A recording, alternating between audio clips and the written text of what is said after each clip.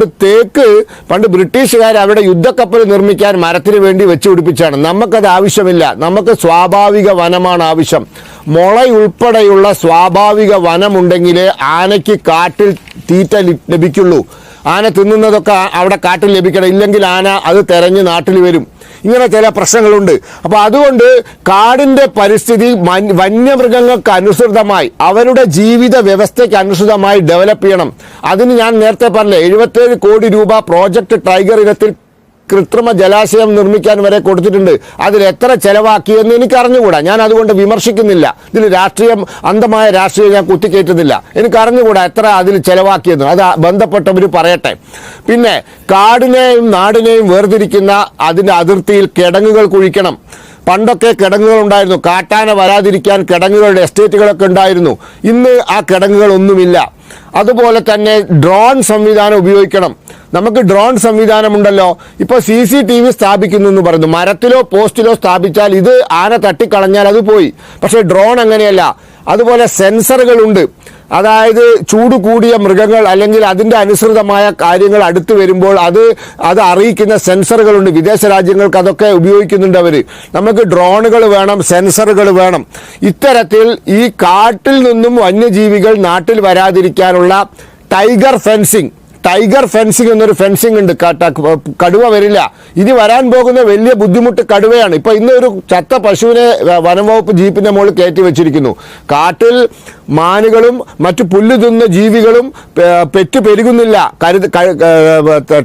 കടുവയ്ക്ക് അനുസൃതമായി പെറ്റു പെരുകുന്നില്ല. അതുകൊണ്ടാണ് അവരിത് തീറ്റി തെരഞ്ഞ് അവർ പശുവിനെ പിടിക്കാൻ വരുന്നത്.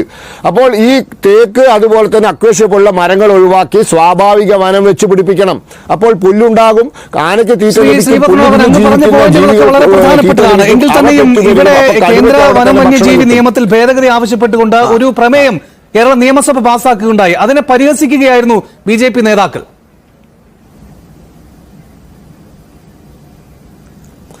കേന്ദ്ര വന നിയമത്തിൽ ഭേദഗതി വരുത്താൻ ഇവിടെ ആവശ്യപ്പെട്ടിട്ട് കാര്യമില്ല. കാരണം കാലാകാലം സുപ്രീം കോടതിയുടെ നിർദ്ദേശാനുസരണമാണ് കേന്ദ്ര വന നിയമത്തിൽ, അതായത് വൈൽഡ് ലൈഫ് പ്രൊട്ടക്ഷൻ ആക്ട് 2022 അമെൻമെന്റ് ഒക്കെ വന്നത്. ഞാൻ ഒറ്റ കാര്യം പറയാം. യെദ്യൂരപ്പ മുഖ്യമന്ത്രിയായി ശ്രമിച്ചു നോക്കി. അതിനുശേഷം സിദ്ധരാമയ്യ മുഖ്യമന്ത്രിയായി ശ്രമിച്ചു നോക്കി. അതിനുശേഷം വീണ്ടും യെദ്യൂരപ്പ മുഖ്യമന്ത്രിയായി ശ്രമിച്ചു നോക്കി. ഇപ്പോൾ വീണ്ടും സിദ്ധരാമയ്യ ആയിട്ടുണ്ട്. ഈ മുത്തങ്ങ കാട്ടിലൂടെ രാത്രി യാത്ര നിരോധനം നീക്കാൻ ഒരു ചുക്കും ചെയ്യാൻ പറ്റിയിട്ടില്ല. കോടതികൾ വളരെ കർശനമാണ്. നമുക്കറിയാലോ, എറണാകുളത്തെ 3 ഫ്ലാറ്റ് സമുച്ചയങ്ങൾ ഇടിച്ചു നിരത്തിയത് നമ്മൾ കണ്ടതല്ലേ. വനസംരക്ഷണത്തിൽ, വന്യജീവി സംരക്ഷണത്തിൽ, പരിസ്ഥിതി സംരക്ഷണത്തിൽ ഒരു വിട്ടുവീഴ്ചയും ഇന്ന് കോടതികൾ നൽകുന്നില്ല. ഇന്നത്തെ ഈ വൈൽഡ് ലൈഫ് പ്രൊട്ടക്ഷൻ ആക്ടിലെ അമെൻമെന്റ് സുപ്രീം കോടതിയുടെ നിർദ്ദേശാനുസരണം ഉണ്ടാക്കിയതാണ്. ഇത് മാറ്റാൻ സാധ്യമല്ല. അതുകൊണ്ട് നമ്മൾ ആധുനിക ശാസ്ത്ര സാങ്കേതിക വളർച്ചയുടെ സഹായത്തോടു കൂടി പലതരത്തിലുള്ള ഫെൻസിങ്, കിടങ്ങുകൾ, ഡ്രോൺ സംവിധാനമൊക്കെ ഉപയോഗിച്ച് ഈ കാടിനെയും നാടിനെയും വേർതിരിച്ച് നിർത്തുക. കാട്ടുജീവികൾ ഇങ്ങോട്ട് വരാതിരിക്കാനും നാട്ടുകാർ അവിടെ പോയി അതിനെ വേട്ടയാടിയിരിക്കാനുള്ള സംവിധാനം ഉണ്ടാക്കുക. അതോടൊപ്പം പരിസ്ഥിതി സംരക്ഷിക്കുക. ഈ വന്യമൃഗങ്ങൾക്കുള്ള തീറ്റയും വെള്ളവും അവർക്ക് അവിടെ തന്നെ കിട്ടുന്ന സാഹചര്യം ഉണ്ടാക്കുക.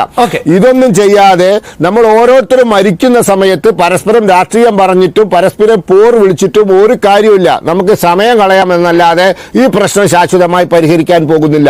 ഇതിന് എല്ലാ രാഷ്ട്രീയ പാർട്ടികളും, സംസ്ഥാനങ്ങൾ ഭരിക്കുന്ന എല്ലാ സർക്കാരുകളും കേന്ദ്ര സർക്കാരുകളും ഇത് ഉറപ്പുവരുത്താൻ വേണ്ടി എന്തൊക്കെ ചെയ്യുന്നു എന്നുള്ളതാണ് പ്രധാനപ്പെട്ട.